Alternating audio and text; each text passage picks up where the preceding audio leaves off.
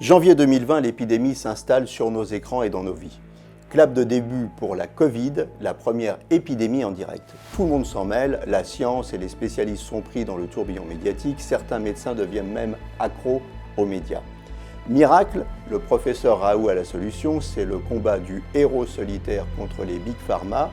Les Français et le monde entier se passionnent, les complotistes se déchaînent sur les réseaux sociaux. C'est le récit de cette époque totalement folle que je vous propose à travers le regard croisé de plusieurs médecins et scientifiques qui reviennent sur la manière dont ils ont vécu la pandémie.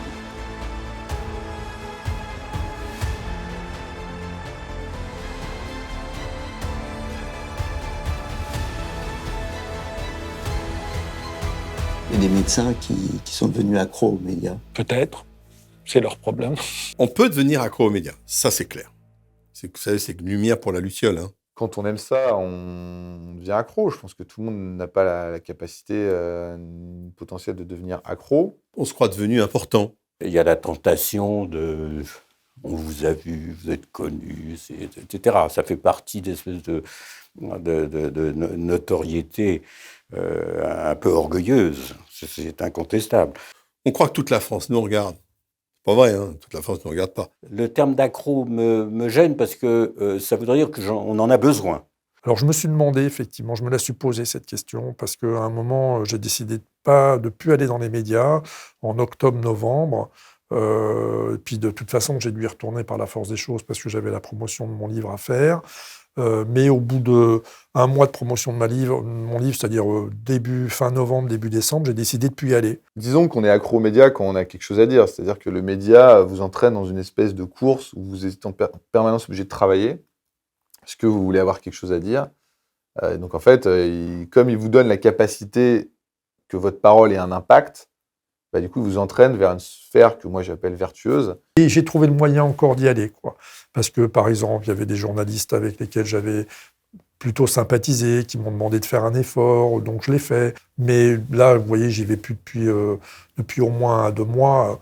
Et bon, voilà. En fait, le média, vous ne trichez pas, vous êtes face aux gens, vous êtes obligé de leur envoyer de l'information. Et si vous avez un tout petit peu de déontologie, vous voulez essayer de comprendre. Je dirais qu'on est content d'y répondre dans l'objectif de rendre service et de faire un travail utile en tant qu'universitaire et en tant qu'aussi hospitalier, mais dire qu'on en a besoin, c'est peut-être un peu excessif. Mais on a envie d'en faire partie, on a envie de continuer de faire partie de l'aventure. Et comme les médias, c'est là où ça se passe, selon moi, du coup, on est accro aux médias. On risque d'y perdre un peu son âme. Ça peut agacer. Même familialement, je vous garantis que ça peut parfois agacer. On devient accro aux médias comme on devient accro au travail, comme on devient accro à l'enjeu. C'est pas le média en tant que tel ou c'est du pur narcissisme. Non, ça me manquera pas de ne plus être tous les jours sur les plateaux de télévision. Non, c'est possible de décrocher des médias, il y a pas de problème. Oui, on a été transportés sur les plateaux de télévision. Oui, d'ailleurs, on voit toujours les mêmes. Oui, on peut y prendre un certain goût. Mais finalement, et je vais me répéter, c'est comme au théâtre, le rideau va se fermer. C'est pas ça la vraie vie. Vous avez découvert la violence des réseaux sociaux en même temps. Vous soulevez un vrai problème qui est l'irruption dans notre vie de cette violence envers des gens qui n'y sont pas du tout habitués. Donc je suis pas un utilisateur des réseaux sociaux. On me rapporte plus que je ne consulte moi-même. Je la connaissais déjà. La violence des réseaux sociaux, je la connaissais déjà parce que je l'ai découvert bien avant le Covid. Parce que comme comme un de mes domaines de compétences, c'est la maladie de Lyme, et que j'ai des positions qui vont à l'encontre de celles qui sont véhiculées dans les réseaux sociaux. Je pense que les réseaux sociaux, c'est le domaine de l'opinion. J'ai été beaucoup épinglé par les réseaux sociaux. J'ai été menacé de mort, comme d'autres d'ailleurs. On est dans le domaine de l'émotion, de l'instantané, de l'impulsivité. Non, c'est très dur. Si c'était qu'assassin, on se fait insulter à titre personnel, on se fait traîner dans la boue. Et oui, ça c'est un vrai problème. D'abord parce qu'on est à titre, pas seulement de médecin, mais à titre d'individu. On n'est pas habitué. Puis, au début, c'était après les interventions télé, et puis c'était pour les messages que je fais. À plusieurs reprises, je me suis dit, mais pourquoi faire ça ? On peut dire tout et n'importe quoi, il n'y a pas de... il y a il n'y a pas de contrôle, il n'y a pas de risque, il n'y a pas de sanction quand on a des propos qui sont injurieux ou des propos qui sont excessifs. D'ailleurs, je ne lis plus, très peu, les commentaires des réseaux sociaux, parce que sinon, on arrête. Hein. J'ai donc parfois levé le pied sur la télé en leur disant, écoutez, voilà, on va s'arrêter un peu. Et j'ai continué parce que je crois vraiment, alors, mais très, très, très fortement, qu'on a un rôle important. Et que si médecin, je ne suis pas présent dans une pandémie mondiale, un événement historique, centenaire, alors, quand serais-je présent? Si je me contente d'être dans mon coin, c'est pas bien. Et donc, j'ai décidé d'affronter les torrents de boue. On n'est pas dans le domaine du fait, on n'est pas dans le domaine de la possibilité de vérifier l'information.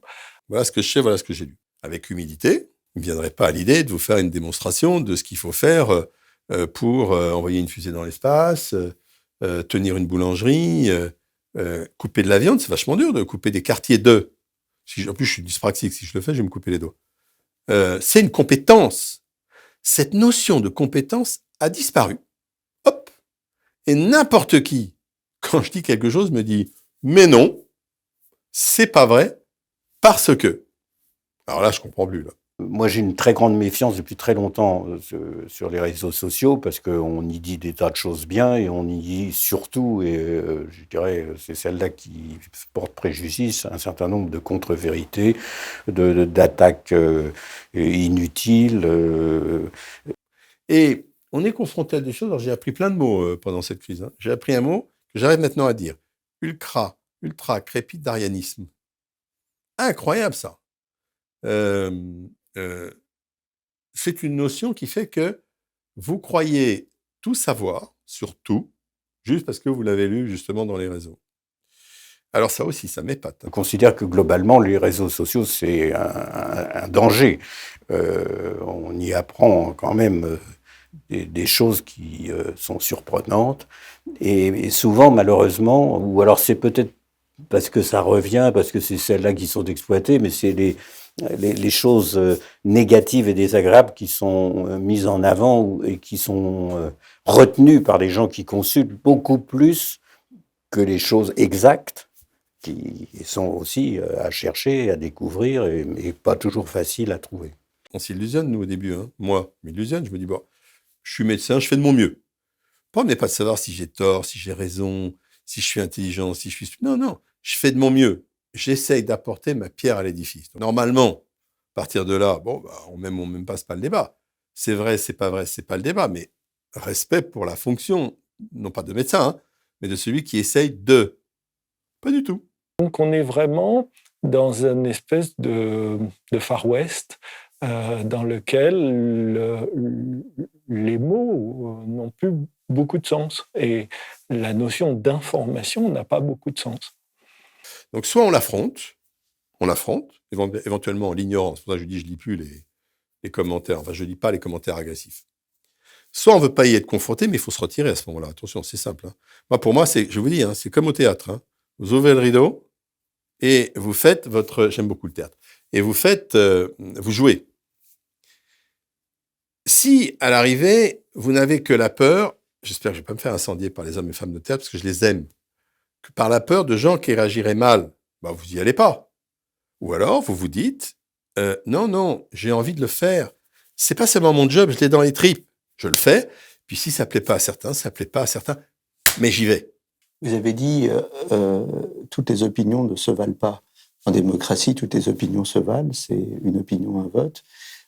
Et sur les réseaux sociaux, en fait, toutes les opinions, elles sont mises sur le même plan, celle de l'expert comme celle de Monsieur Tout-le-Monde. Oui, mais la science n'est pas démocratique. La science, on fait pas le fait scientifique à la majorité 50% plus une voix.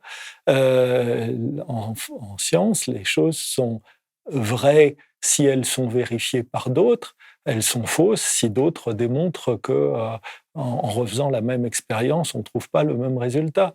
Donc, c'est pas les faits scientifiques ne sont pas une question d'opinion. La manière dont se transmet le virus à travers des gouttelettes ou des aérosols, c'est pas une question d'opinion, c'est une question de démonstration. Le fait de savoir si un masque protège parce que la filtration est suffisante pour empêcher les gouttelettes de vous parvenir, c'est pas une question d'opinion, c'est une question de démonstration. On teste les masques et puis on les classe en catégorie 1, 2, 3, FFP2, etc. L'efficacité des vaccins, c'est pas une manière d'opinion. Je préfère Pfizer, je préfère AstraZeneca, je préfère Sinovac. Non, Pfizer ou AstraZeneca ou Moderna donnent des protections contre l'infection entre 92 et 97%. Sinovac donne une protection contre l'infection de l'ordre de 50%. Ça, c'est un fait scientifique. C'est pas que j'aime plus ou moins les Chinois et plus ou moins les Allemands ou les Américains. C'est la différence entre un fait scientifique et puis l'opinion que je peux avoir sur tel ou tel événement autour de ce fait scientifique. Justement, il y a comme une impasse dans les réseaux sociaux. Soit on a une parole mesurée, une parole scientifique, et on vous dit vous êtes un vendu des big pharma, soit on fait le buzz, on est disruptif. Dans ces cas-là, vous êtes un complotiste. Comment on trouve le bon ton finalement ? Je ne sais pas si on peut trouver facilement le bon ton. Je pense qu'on est assez facilement étiqueté d'un côté ou de l'autre. À partir du moment où vous vous êtes exprimé dans un journal, à la télévision, à la radio, ou sur les réseaux, enfin d'une façon globale, vous êtes plutôt considéré comme du côté complot, ou au contraire du côté, on va dire, de l'autorité ou des structures type industrie de la pharmacie. Quoi que vous fassiez, vous serez qualifié de. Quoi que vous fassiez, qualifié de. Bon, alors la notion de vendu au Big Pharma, ça c'est clair que c'est une arme contre moi. Moi, c'est pas vendu au Big Pharma, c'est je bosse avec les Big Pharma. Je bosse avec les Big Pharma parce que c'est eux qui font des choses intéressantes. Et je peux vous garantir que le niveau dans les Big Pharma, c'est autre chose que le niveau des quelques experts qui viennent s'exprimer sur les plateaux télé. Moi, j'ai bossé, j'ai eu des boards internationaux avec les top experts de la R&D des grandes pharma. C'est là où est la science, aujourd'hui. Et d'ailleurs, ils embarquent un certain nombre de médecins, mais c'est les médecins qui sont embarqués. C'est pas les médecins qui emmènent la Big Pharma. Ça, c'est une idée qui est complètement fausse. D'ailleurs, on l'a vu, qu'est-ce qui a sorti le monde de cette crise? C'est la Big Pharma, c'est pas les quelques experts. On s'est bien rendu compte de la différence de niveau. À un moment, pour l'affaire de l'hydroxychloroquine, Fauci, il y a 1 an, avait dit, écoutez, vous faites pas d'illusions, il y aura 2 camps. Et vous n'y pouvez rien. Il y aura ceux qui seront pour, il y aura ceux qui seront contre. Moi, à l'époque, je dois vous dire que je comprenais pas, parce que je me disais, mais non, il faut pas qu'il y ait 2 camps. Il faut qu'on arrive à se comprendre. Non, il y aura 2 camps. Et votre seul rôle, c'est d'essayer d'être un pont entre les 2 camps, en essayant de tendre la main à droite et la main à gauche. Qu'est-ce que c'était vrai? Ce que je savais pas, c'est que vous allez tendre la main à droite et à gauche, et on va vous taper à droite et à gauche. Je crois que l'important, c'est pas de trouver le bon ton ou le mauvais ton sur les réseaux sociaux. L'important, c'est de dire la vérité. Si je fais quoi que ce soit dans mon avenir, ce sera en assumant pleinement le fait d'avoir travaillé avec la pharma, et ce sera pas en essayant de me cacher. Et les gens qui essaieront de m'attaquer en me disant il est vendu au labo, je dirais non, j'ai travaillé avec les labos, et je préfère avoir quelqu'un qui a fait 10 ans de développement, qui a travaillé sur l'innovation, plutôt que quelqu'un qui a fait 10 ans de pantouflage politicard dans les instances franco-françaises où ils sont complètement largués. Donc moi, ma logique, ça a toujours été de m'assumer. Donc je m'assume complètement. Et si j'arrive quelque part, ce sera en assumant ce que j'ai fait et surtout pas en m'excusant d'avoir travaillé avec les meilleurs au monde, quoi. Enfin, moi, j'essaie de me situer entre les deux. C'est pas toujours la meilleure position, d'être entre les deux. Je sais pas, la question aussi, est-ce qu'il faut être catalogué dans la droite ligne des autorités ou au contraire d'être le critique et qui par conséquent peut faire avancer les choses parce qu'il a dit ce qui ne plaisait pas aux autorités. Je crois que les 2 lignes, à mon avis, sont excessives, surtout pour moi, pour la deuxième en tout cas, et d'essayer de situer une parole Plus modéré. Est-ce que vous voulez prendre des coups? Oui, non. Si c'est non, vous partez. Et vous revenez à votre vie personnelle médicale. Si vous acceptez de prendre des coups, parce que on prend des coups, j'en ai pris, et je vais continuer à en prendre, à ce moment-là, vous y allez en toute connaissance de cause, et pour moi, il n'y a plus qu'une ligne de conduite. C'est celle que vous jugez juste pour vous-même. Pour moi, c'est simple. Je délivre de l'information. Encore et encore. Et je dis, j'écris, voilà ce que je crois être la vérité parce que ça peut être un médicament, ça je connais particulièrement bien, ça peut être l'état actuel de l'épidémie, voilà ce que je crois. Et puis après, le débat s'engage. Moi, je ne me suis jamais accommodé de la vérité. Si la vérité n'allait pas dans le sens de ce que disait ou pensait le gouvernement, je la disais. Si à l'inverse, ça allait dans le même sens, je la disais aussi. Je pense que la meilleure manière de se mettre à l'abri de ça, c'est de dire la vérité, même si après, il paraît que la vérité n'est pas toujours bonne à dire. Hein, c'est ce que disent certains communicants. Donc ça, je peux le comprendre. Hein, Mais en même temps, c'est ce qu'on demande à un homme de science. Oui, en même temps. C'est peut-être la première chose qu'on lui demande. En même temps, oui, je pense que c'est uniquement, c'est la seule chose qu'on doit demander à un homme de science. Et c'est pour ça que moi, je me suis toujours, j'ai pensé que c'était un peu mon signe de reconnaissance et que bon, voilà, je disais ce que je pensais. Et comme ça permet de garder la tête plus claire par rapport... évidemment, vous pouvez changer d'avis, hein, les choses évoluent, mais bon, pas tant que ça, finalement. C'est une consultation permanente à ciel ouvert. Je fais une consultation permanente à ciel ouvert avec une différence. C'est qu'en consultation, personne ne va m'insulter. C'est la seule différence. Mais sinon, le débat est ouvert. Et il y a une autre différence, c'est que le débat est plus large. Donc, c'est une forme d'acceptation de cette nouvelle forme de communication. Je pense que les uns et les autres, on a assumé ce que nous sommes et surtout l'argumentation qu'on est capable d'apporter. À un instant T, on a des informations à fournir. Les gens les entendent et il y a une certaine crédibilité de certaines personnes à transmettre ces informations. Quand les personnes ne sont pas crédibles ou que les gens ne veulent pas entendre, qu'est-ce que vous voulez faire? La vision française, c'est quoi? Les bons, c'est les universitaires et les méchants, c'est la pharma? Bon, dans les faits, c'est pas ça qui se passe, parce que tous les universitaires travaillent avec la pharma, parce que s'ils travaillaient pas avec la pharma, ils feraient rien. Vous donnez tous leurs essais thérapeutiques, ils sont drivés par la pharma, c'est pas eux qui créent les essais, hein, c'est eux qui incluent des patients, c'est complètement différent. Hein. Vous êtes au courant de ça, je pense. La vision française, c'est une vision mandarinale, quoi. C'est en fait, déjà, c'est une vision qui est hyper hospitalo-centrée, c'est-à-dire qu'on a construit tout notre système de santé sur l'hôpital. Et on n'en sort pas, et moi, ce qui me fait extrêmement peur, c'est qu'on s'enquiste là-dedans avec la crise Covid, plutôt que de prendre du recul là-dessus. C'est évident que l'hôpital n'est pas l'avenir du système de santé. Toutes les drogues qui sortent, toutes les nouvelles molécules sont des molécules qui se prennent à la maison ou en hôpital de jour. On hospitalise de moins en moins les gens.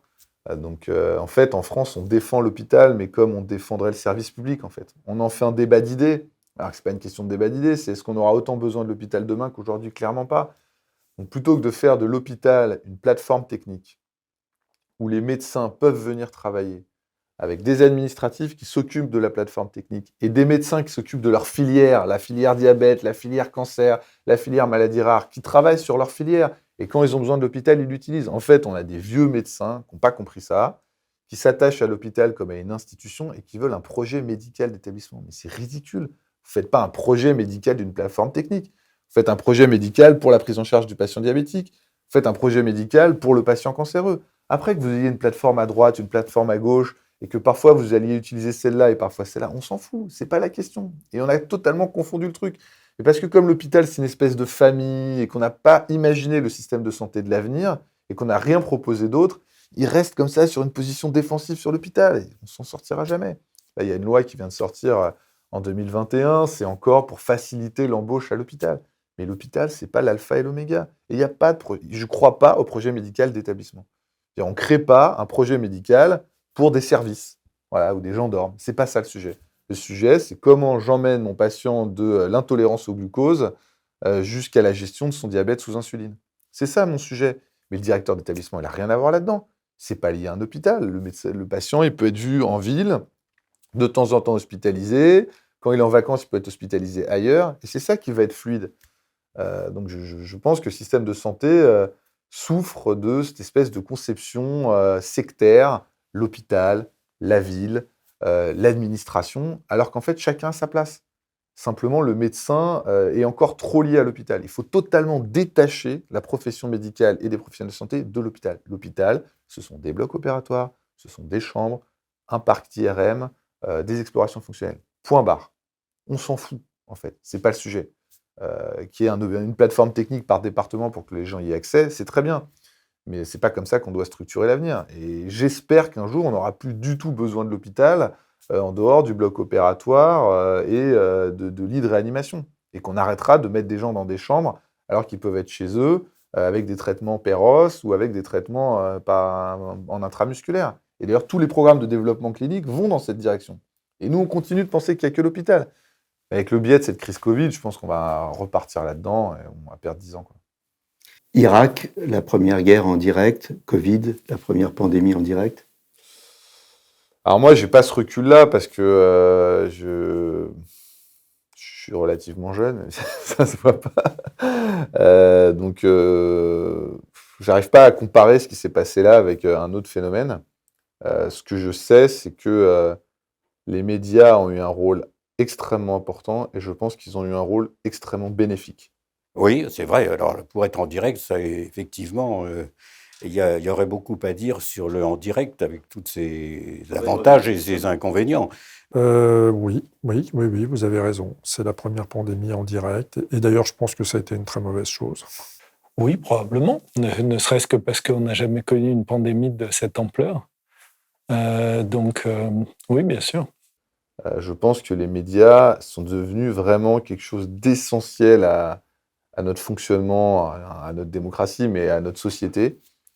Et je pense qu'on ne se rend pas compte à quel point quasiment tout passe par les médias. Et aujourd'hui, s'il y a des gens qui s'intéressent à des sujets comme moi, je me suis intéressé au Covid et à la santé de façon plus générale, et que c'est des gens qui pensent qu'ils ont quelque chose à apporter, je leur dis oubliez d'essayer d'écrire aux politiques, oubliez d'essayer de passer par la voie conventionnelle, passez par les médias. Parce qu'aujourd'hui, le vrai vortex qui fait que vous allez réussir à envoyer quelque chose, ce sont les médias. Et c'est très bien. On n'a pas pu reprendre le recul par rapport aux réalités de l'épidémie. On n'a pas eu ce degré de réflexion qu'on aurait dû avoir, que j'ai essayé d'avoir personnellement, mais je ne suis pas sûr d'y avoir réussi tout le temps. Je pense que ça a été un vrai problème, cette exposition, cette pandémie en direct et cette exposition médiatique. D'ailleurs, je ne vais plus dans les médias. Si on pense à la manière dont un certain nombre de chaînes de télévision en continu ont traité cette information, on a vu beaucoup d'étalage d'ignorance bavarde. On peut se poser la question de savoir quelle information a vraiment été délivrée pour une très grande partie du temps. Mais c'est vrai, il y avait presque avec la dernière pandémie de grippe H1N1 un début, étant donné que les moyens technologiques, les médias les permettaient déjà de se mettre en situation. Et puis comme fort heureusement, cette pandémie, on peut dire, a avorté, enfin elle a été de très brève durée, ce qui a d'ailleurs désarçonné un petit peu les gens, et à la limite même avec des regrets. Les médias ont regretté que ça se passe si vite et si bien. Donc il n'y a pas eu cette action directe. En revanche, là, effectivement, il faut bien reconnaître qu'on est complètement et à la limite même, on ne vit plus que ça. En fait, les médias, pour moi, c'est la quintessence de la démocratie. C'est-à-dire que les médias ne sont pas sectaires. C'est quasiment la seule chose qui n'est pas sectaire aujourd'hui dans notre pays, qui n'est pas sclérosée. C'est-à-dire que les médias, ils sont à l'écoute d'un discours original qui semble intéressant, qu'ils arrivent à percevoir quelque chose. Ils ont développé ce sens de « ah là, c'est intéressant, on va aller chercher ». Ce que personne d'autre dans la société ne fait. Certainement pas le politique, qui comprend rien, qui est tellement obsédé par des logiques politiques que du coup, ils sont totalement biaisés par ça. La filière scientifique est devenue politique. C'est devenu encore plus politique que la politique. Et c'est totalement biaisé parce qu'en fait, il n'y a aucun scientifique qui a l'ouverture d'esprit de pousser les bonnes idées. En fait, il pousse ses idées, les idées de ses amis. Il est tellement biaisé dans les travaux qu'il a lui-même faits qu'en fait, il n'y a aucune objectivité. Je pense que sur le pourcentage de temps consacré à la crise, ce qui doit dominer comme formule, c'est je ne sais pas, mais. Et le mais prenait ensuite des heures et des heures de discussion. Non, on peut avoir une vision très contrastée des choses. Je pense que beaucoup d'informations sur qu'est-ce que c'est qu'un virus, qu'est-ce que c'est qu'un génome, qu'est-ce que c'est qu'un ARN ont été transmises et maintenant sont acquises pour beaucoup de gens qui l'ignoraient avant. Et puis, de l'autre côté, on a rarement vu telle promotion d'auto-expertise, de pseudo-expertise, du fait que, comme l'a dit le président à un moment, il y a 67 millions maintenant d'experts en épidémiologie ou en virologie en France. Oui, pandémie en direct, et heureusement. Parce que tout ce qui est compté dans cette épidémie, c'est passé par les médias. Et moi, je l'ai vécu. C'est-à-dire que l'histoire des masques, c'est les médias qui ont levé cette histoire des masques. L'histoire des autotests, récemment. Tout le débat sur le vaccin, Macron finit par s'énerver parce que les médias, il faut ressortir, mais qu'est-ce qu'on est en train de faire? On vaccine moins que les autres pays. Tout ça, il faut bien comprendre que c'est des choses dont je pense que les décideurs ont conscience via les médias. Donc le média est devenu essentiel. Et si on enlève les médias, la société, je pense, va rétrograder, va perdre une vie 10 fois moins rapide que celle qu'elle est aujourd'hui, quoi. L'info en continu, justement, on va en parler. Alors, l'info en continu d'un côté et la science qui avance par tâtonnement et en se trompant. C'est comme ça qu'elle avance, la science.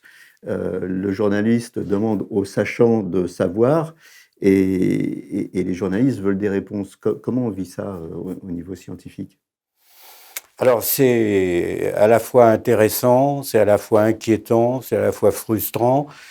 Bon, je peux, dans une certaine mesure, en parler, puisque je fais partie des personnes qui sont volontiers invitées sur les plateaux, à qui on demande telle chose, ou qu'on considère à tort ou à raison comme un sachant. Non, moi, je vois pas de problème, en fait. C'est cet argument qui est beaucoup avancé par les vieux scientifiques.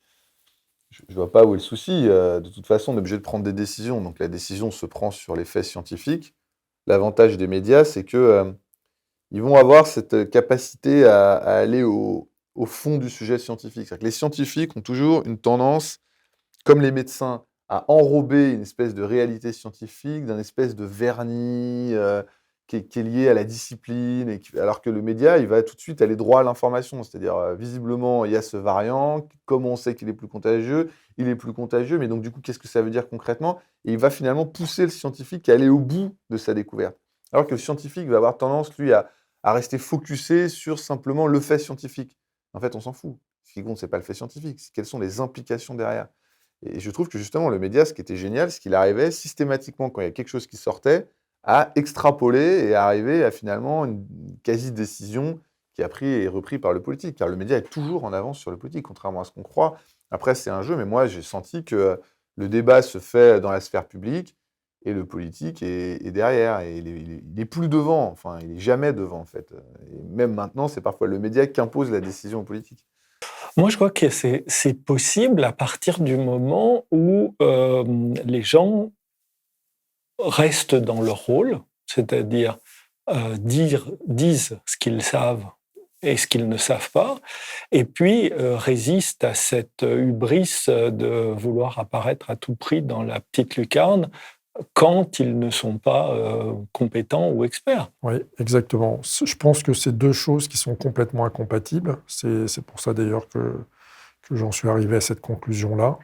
Et en plus, c'est encore pire en matière d'infection émergente, parce que ce qu'on peut dire, c'est qu'en matière d'infection émergente, la vérité d'un jour n'est vraiment pas celle du lendemain.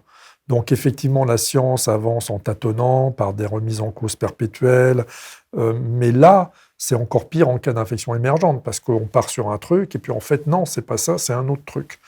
Donc je pense que nos références n'auraient dû en aucun cas être la science. D'abord, la première remarque que je ferai, c'est qu'on nous considère a priori comme des scientifiques, mais un peu avec cette idée que la science est quelque chose de dur et de certain. Or, la science médicale n'est pas une science dure. Et même, j'aime le dire, c'est peut-être pas toujours apprécié, mais je pense que la médecine reste un art. Et que donc, l'art signifie un certain flou, une certaine incertitude, une nécessité d'avancer à tâtons. Et je pense qu'on le démontre tout à fait clairement. Et donc, quand on nous demande des choses qui sont... On comprend qu'on nous pose des questions qui aimeraient aboutir à des réponses claires, nettes, presque définitives. Nos références auraient dû être l'histoire, et notamment l'histoire des 3 épidémies, et notamment des 2 épidémies à coronavirus, dont on a parlé au début, l'épidémie de MERS coronavirus en Corée du Sud, qui était un exemple en miniature de ce qu'on allait vivre avec le Covid en puissance 1000, ou même bien plus que puissance 1000. Et on aurait dû aussi se focaliser sur l'épidémie de SARS, qui avait eu lieu en Chine, Vietnam, Hong Kong, Singapour, en 2003-2004. Voilà.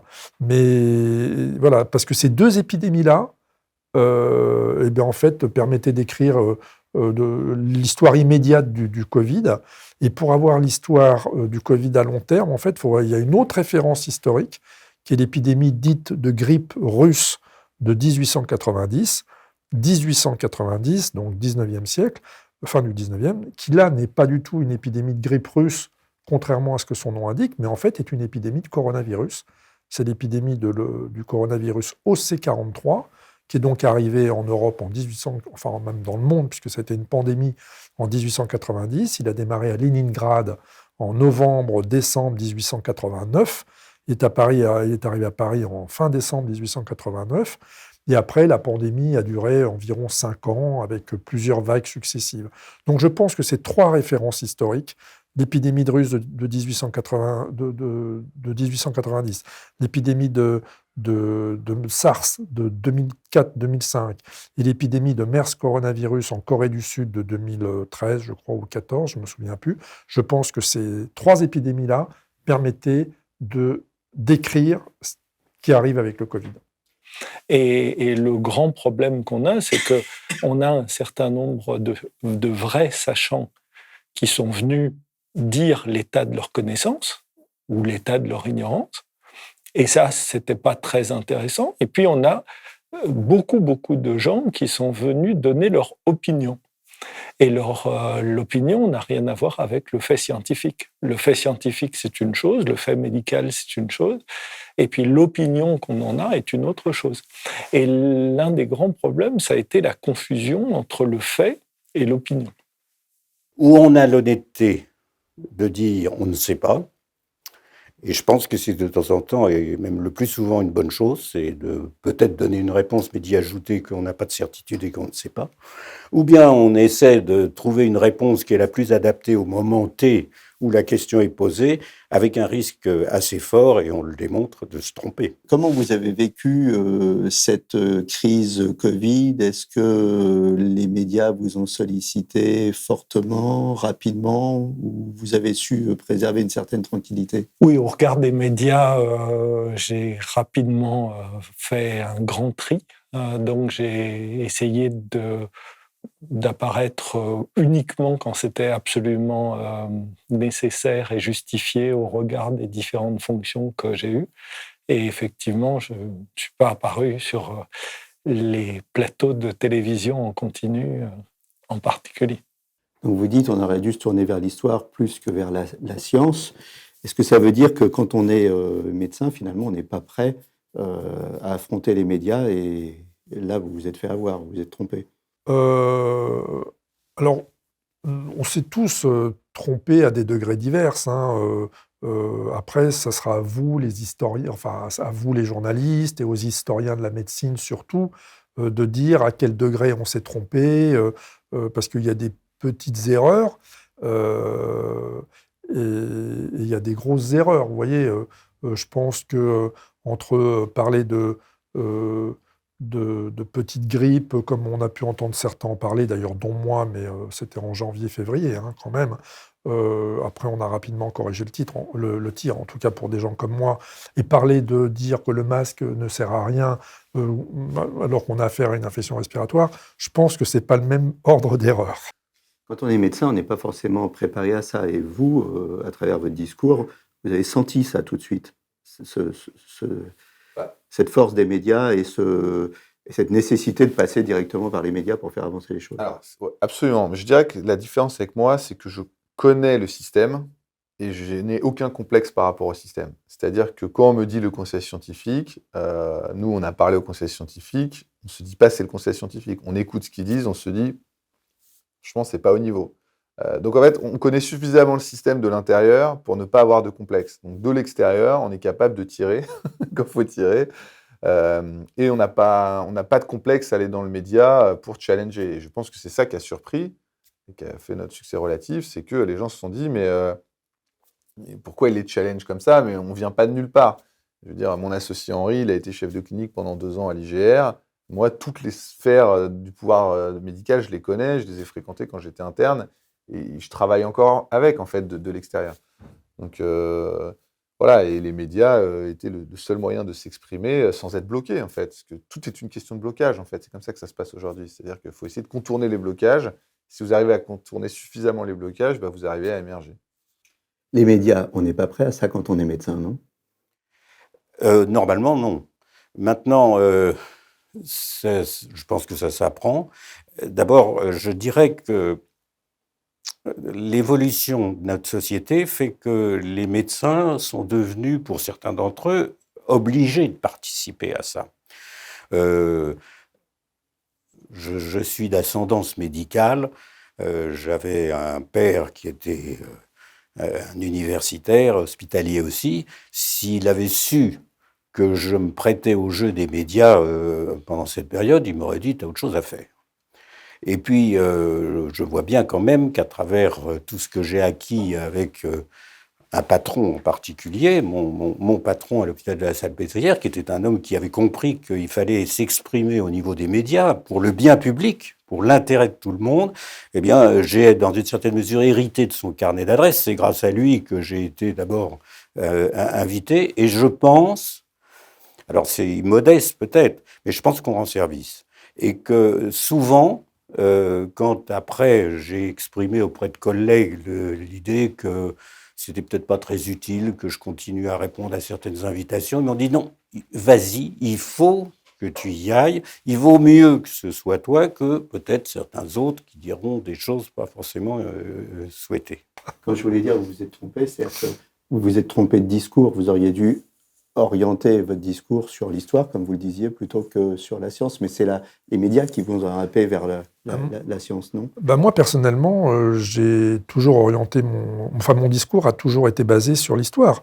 D'ailleurs, quand on me demandait mes références, mes références étaient basées sur des connaissances historiques et épidémiologiques, en me référant non seulement aux épidémies d'infections respiratoires, comme la grippe, etc., mais surtout aux épidémies d'infections à coronavirus. Et mon principal modèle au début de l'épidémie, ça a été l'épidémie de MERS coronavirus en Corée du Sud, parce que tout était écrit en fait, les contaminations hospitalières, les super-contaminateurs ou les endroits super-contaminants, les chaînes de transmission dans les hôpitaux, tout était décrit, je pense. Et quand on mettait SARS et MERS côte à côte, en fait, tout était décrit. Après, pour avoir une projection sur le long terme, il faut plus se référer à l'épidémie de grippe russe. Donc, clairement, moi, c'est mes boussoles depuis le début. Alors, l'épidémie de grippe russe d'OC43, pour être tout à fait honnête, pas de grippe russe, mais de coronavirus OC43 1890, je ne l'ai découverte malheureusement que tardivement. Je ne l'ai découverte que cet été. J'avais déjà écrit mon livre Urgence sanitaire. Je le regrette beaucoup parce que j'aurais bien aimé m'imprégner de cette épidémie où en fait tout est écrit. Pour la réédition. Je ne crois pas que je ferai une réédition. Le fait d'avoir des positions tranchées, parfois, c'est quoi le regard des collègues? Moi, je reçois très peu de feedback des collègues. J'ai quelques amis qui me disent « Ah, c'est super, continue ». Moi, je suis très critique envers le fonctionnement du système de santé aujourd'hui, donc je suis assez peu sensible à ce que peuvent vous dire les uns ou les autres, je pense que j'ai plus d'avance que de retard, donc j'ai un regard un peu distant par rapport à ça. On peut trouver ça présomptueux, mais non, c'est juste j'ai bossé et ça m'a permis d'avoir un peu de recul. Et puis je me suis donné la liberté de pouvoir être indépendant. Ça, c'est un coût, faut travailler beaucoup. Le regard des collègues, c'est intéressant parce que y a ceux que j'ai déjà évoqués qui sont pour, qui vous félicitent, qui on te remercie pour, on t'a vu là et c'est bien, t'as bien fait de dire ça, etc. Il y a l'Académie de médecine qui a souhaité que je sois détaché au nom de l'Académie de médecine pour m'exprimer sur ce qui nous concerne actuellement en matière de Covid. Le regard des collègues, ça dépend lesquels. C'est assez intéressant comme question, ça me plaît beaucoup. Il y a des collègues qui ont été super sympas sur le plan remerciement, sur le plan bravo pour ton courage, des choses comme ça. Et puis il y en a d'autres qui ont été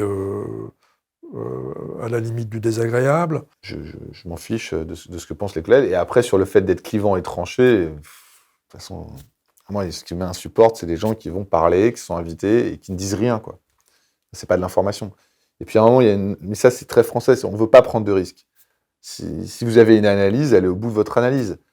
Parfois, j'entendais des experts qui venaient et qui disaient le matin, à une heure de grande antenne, alors les mesures actuelles, si elles sont efficaces, auront une efficacité, enfin des choses comme ça. Donc, non, mais les gens, ils n'en peuvent plus d'entendre ce genre de truc. À un moment, il faut prendre son risque. Le seul qui a pris son risque dans cette pandémie, moi je l'ai déjà dit, je pense que c'est le président de la République. Les autres, ils n'ont jamais pris leur risque. Et ils ne prennent pas leur risque parce qu'ils se sont tellement perdus dans des espèces de logiques qui sortent complètement de la responsabilité, en fait, où on se déresponsabilise en permanence, que c'est devenu totalement mou. Et d'ailleurs, si ma parole est sortie, c'est parce qu'en fait, elle s'est dénotée par rapport à une parole déjà faiblement étayée, parce que les gens ne travaillent pas. Du coup, comme ils se rendent compte qu'ils n'ont pas vraiment travaillé leur sujet, du coup, c'est mou, ça se ressent. Donc, voilà, c'est tranché parce que j'ai bossé, quoi. Je veux dire, quand vous avez bossé, que vous avez fait vos calculs, que vous avez fait vos analyses, que vous avez fait votre biblio, ça ne vous dérange pas d'être tranché. Quand vous venez sur un plateau, qu'en gros, vous avez vos quelques notions d'infectiologie que vous avez fait, ou que vous avez fait 2 DU de bio, comme certains experts, et qu'on vient et qu'on vous dit qu'est-ce que vous pensez de la circulation virale, vous pouvez que être mou, parce qu'en fait, vous n'avez rien à dire. Donc, quand vous n'avez rien à dire, vous faites comme beaucoup de politiques, vous dites oui, non, si c'est pas oui, c'est non, et puis en fait, ça passe parce que vous le dites bien. Mais voilà, je pense que d'être tranché, quand les gens sont tranchés, ça veut dire qu'ils ont bossé. Parfois, ils se trompent, mais au moins, c'est qu'il y a un travail derrière. Et puis d'autres où on sentait plutôt point de la jalousie et voire la méchanceté, quoi. Du genre, belle connerie, ah ça y est, tu rentres enfin dans mon bêtisier. J'ai pas retenu bêtisier, j'ai retenu enfin, comme c'était il y a pas très longtemps. Je me suis dit, ça va, j'ai mis 1 an avant de rentrer dans son bêtisier, c'est pas très grave. Et en plus, c'était même pas... en plus, si vous voulez, ça peut être une bêtise dit à un temps donné, mais parfois, il faut le recul du temps pour se rendre compte que c'était pas du tout une bêtise. Vous voyez, par exemple, j'ai dit dès le début que le virus circulait dans les écoles. 1 an plus tard, on reconnaît que le virus circule dans les écoles. J'ai dit dès le début qu'il n'y avait pas de risque à l'extérieur. On commence progressivement à reconnaître qu'il n'y a pas de risque à l'extérieur. On n'en est pas encore là, mais ça va arriver progressivement. Donc, parfois, il peut arriver qu'on ait raison bien avant les autres, de la même maison qu'il peut arriver qu'on se trompe éventuellement, évidemment. Hein. L'erreur fait partie... l'erreur est humaine, de toute façon, c'est clair. L'erreur est humaine, c'est persévérer dans l'erreur qui est diabolique. Perseverare diabolicum. Hein, vous connaissez errare humanum est, perseverare diabolicum. C'est Sénèque, donc un philosophe. Ça remonte à assez loin. La transparence, est-ce qu'il y a eu des conflits d'intérêts? Est-ce qu'il y a eu des querelles de chapelle qui ont servi ces différents conflits d'intérêts, ou au minimum, au moins, qui ont servi des égos et des avis divergents? Alors, des conflits d'intérêts,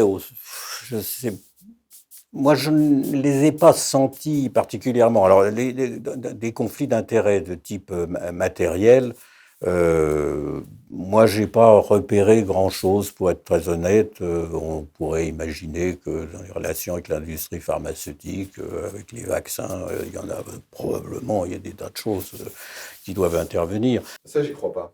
Oui, parce que j'ai cet exemple personnel. Moi, je suis typiquement le type qu'on peut accuser de conflit d'intérêts. Et ça a été fait. Et vous voyez, au bout d'1 an et demi, les gens, ils s'en fichent. En fait, ce qu'il faut, c'est pas cacher.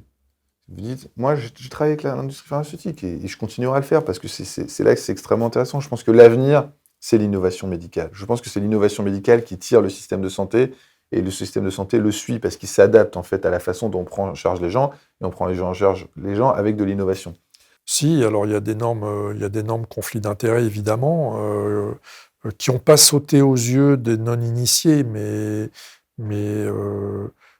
que les initiés peuvent reconnaître.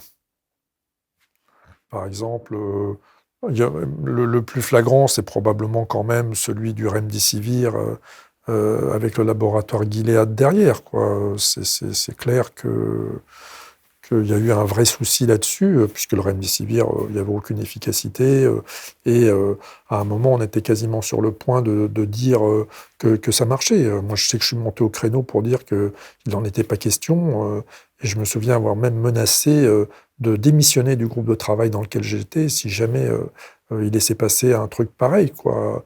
Et finalement, c'est pas moi qui ai démissionné, c'est la personne qui supportait le Remdesivir qui a démissionné. Et l'avenir m'a donné raison. Voilà, c'est tout. Mais le personne qui supportait le Remdesivir avait des liens d'intérêt avec le laboratoire Gilead qui était quand même long comme le bras, quoi, et qui n'avait pas été déclaré. Et je me souviens même d'une réunion où j'ai dit devant tout le monde, quand j'étais au Conseil de santé publique, au ministère de la Santé, et que nous discutions des médicaments, les personnes qui avaient un lien d'intérêt avec le laboratoire qui commercialisait le médicament sortaient de la salle.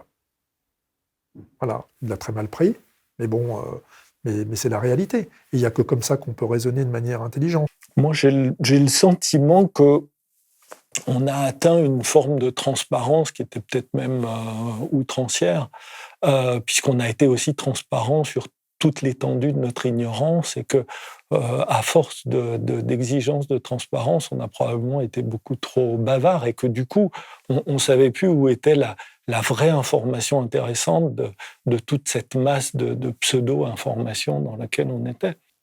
Les conflits d'intérêts, par contre, qui servent les égos, oui, ça c'est humain. Je crois que c'est quasi inévitable et je pense qu'on l'a vu et on revient à tout ce qui a été dit à travers les médias, automatiquement les indices les indices ça, autrement, pour essayer de se valoriser ou essayer de contrer ce qui a été dit précédemment par un autre. Donc je pense qu'il y a un vrai problème avec les liens d'intérêt avec les laboratoires pharmaceutiques, mais je vous rassure tout de suite, moi, mais j'en ai très peu. Et j'en ai avec quelques laboratoires, mais des conflits d'intérêts avec très peu importants. C'est pas des conflits d'intérêts avec 5, 6 zéros derrière. Attention. Moi, j'ai des conflits d'intérêts avec 2 zéros derrière. Quoi. Voilà, quelques centaines d'euros. Quoi. J'ai des collègues qui ont des conflits d'intérêts qui se chiffrent en centaines de milliers d'euros. Donc, je pense qu'on n'est pas tout à fait au même niveau. Et je crois d'ailleurs que c'est pour ça que j'étais relativement préservé par les réseaux sociaux, dont on a parlé tout à l'heure, même si effectivement j'étais un peu attaqué par les réseaux sociaux, mais par rapport à d'autres, très peu. Parce que justement, je n'avais pas de lien d'intérêt, si vous voulez, avec les laboratoires pharmaceutiques. On ne pouvait pas dire Eric Combe a touché des centaines de milliers d'euros du laboratoire Gilead ou du laboratoire Trucmuche, parce que tout simplement, je ne touchais pas d'argent. Voilà, c'est aussi simple que ça. Alors, mon sentiment, c'est que dans le contexte des technologies émergentes, toutes les technologies émergentes, dans le temps du génome, dans le temps des nouvelles infections, dans le temps de l'intelligence artificielle, la transparence, c'est une exigence. Parce que il n'y a pas d'autre manière de construire la confiance que d'être transparent et d'être capable de rendre compte, de dire, voilà, vous prétendez ça, comment vous le savez ? Comment vous avez obtenu ce résultat ? Comment vous êtes capable de nous dire ça ? Voilà. La transparence et le fait d'être capable de rendre compte et le fait de vouloir rendre compte font, à mon avis, partie vraiment du socle minimal de de la science, de la médecine, de la communication scientifique ou médicale aujourd'hui. Donc, je pense qu'il faut être transparent et assumer. En fait, toutes ces espèces de crispations sur les conflits d'intérêts, parce que les gens n'assument pas. Ils se cachent en permanence. Ce qu'il faut, c'est le dire, à l'américaine. On le dit, et à la fin, les gens vont s'y habituer, et à l'inverse, ils diront, lui, il n'a aucun conflit d'intérêt, il a travaillé avec personne, il est donc mauvais. Si lui, il a travaillé avec les 10 plus grands labos, ça veut dire qu'il est bon. Et on va inverser le phénomène. C'est toujours pareil, en fait. C'est cette espèce de façon de ne pas assumer, d'avoir honte en permanence, de se cacher, qui crée ces crispations. Et c'est pas le fait de travailler, parce que les gens, ils comprennent très bien. Hein. Et au bout d'un moment, ils se rendent très bien compte que vous ne dites rien pour avantager un tel ou un tel. Et la sincérité, elle se ressent dans le discours. Elle n'a pas besoin d'être écrite, de faire une attestation. Et vous n'êtes jamais indépendant. Parce qu'en plus, si vous voulez être bon, vous allez là où vous avez la bonne information. Donc, votre cerveau n'est que le résultat d'influences multiples et variées. Donc, si vous voulez un cerveau complètement indépendant, c'est un électroencéphalogramme plat. Donc, ça, c'est un espèce de mythe qui est créé, selon moi, par des espèces de honte, de dissimulation, on n'ose pas trop le dire, on ne sait pas trop quoi en penser. Que les gens assument, et tout ça, ça disparaîtra. Donc la meilleure manière de ne pas avoir de conflit d'intérêts, c'est de ne pas en avoir, ou alors d'en avoir avec tellement de laboratoires différents que c'est évident que soit vous en avez, quand vous en avez tellement, vous en avez quasiment plus, quoi, voilà. Mais moi, c'est pas mon cas. Je préfère me fixer comme ligne de conduite d'en avoir le moins possible et à des niveaux le moins élevés possible. Et à partir du moment où la science hésite, où la science ne sait pas s'exprimer sur ce qui va se passer immédiatement, ça ouvre des possibilités, effectivement, d'un certain conflit entre personnes. Regard croisé, ça continue dans le prochain épisode. Médecins et scientifiques réagissent sur les fake news, la manipulation des chiffres et le professeur Raoult.